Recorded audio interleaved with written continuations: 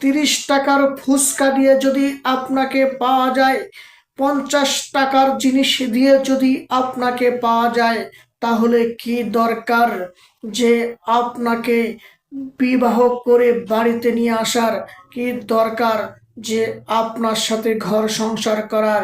কি দরকার যে আপনার দায়িত্ব সারা জীবন নেওয়ার?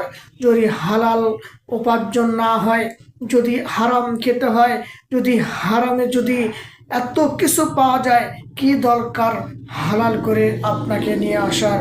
সম্মানিত উপস্থিতি, আমি বলতে চাই যে হাজার হাজার জিনা ব্যভিচার হইতেছে, হাজার হাজার জিনা ব্যভিচার হইতেছে। আজ আমাদের মা বোনেরা এমনভাবে নিচে নেমে গিয়েছে, এমনভাবে নিচে নেমে গিয়েছে, তারা হারামকে হারাম বুঝতেছে না, তারা হারামকে হারাম বুঝতেছে না। তারা শুধু নেশায় পাগল হয়ে গিয়েছে, তারা শুধু অস্থির হয়ে গিয়েছে, তারা শুধু ব্যাহাপনায় করতেছে। সম্মানিত উপস্থিতি, এই ব্যাহাপনার হাত থেকে আপনাকে আমাকে বাঁচতে হবে, নয়তোবা এই কিয়ামতের দিন আপনাকে আমাকে এর জবাবদিহিতা করতেই হবে। আল্লাহ তাআলা জিনাকে হারাম করে ঘোষণা করে দিয়েছে, জিনাকারীর শাস্তি ভয়াবহ শাস্তির কথা বলে দিয়েছে। সম্মানিত উপস্থিতি, এই জিনার হাত থেকে আপনাকে আমাকে অবশ্যই, আপনার আমার মা বোন, আপনার আমার বোনদেরকে অবশ্যই আপনাকে আমাকে বাঁচাতেই হবে, বাঁচাতেই হবে, নয়তোবা এর ভয়াবহ শাস্তিটা আমাদেরকে অবশ্যই ভোগ করতেই হবে।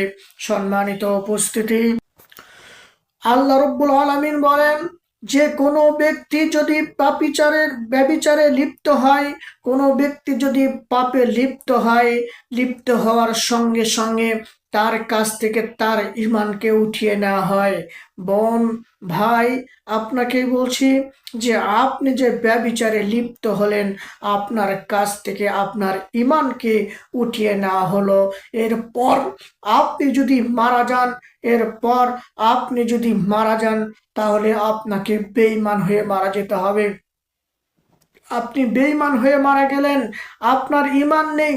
ঈমান না থাকা অবস্থায় আপনি মারা যাওয়ার কারণে আপনার ভয়াবহ শাস্তি জাহান্নাম, জাহান্নামের নিকৃষ্ট আযাব আপনাকে ভোগ করতে হবে। অতএব আসুন, আপনি আমি এখনো সময় আছে, এই ব্যভিচারের হাত থেকে বাঁচি, আমার মা বোনদেরকে বাঁচাই।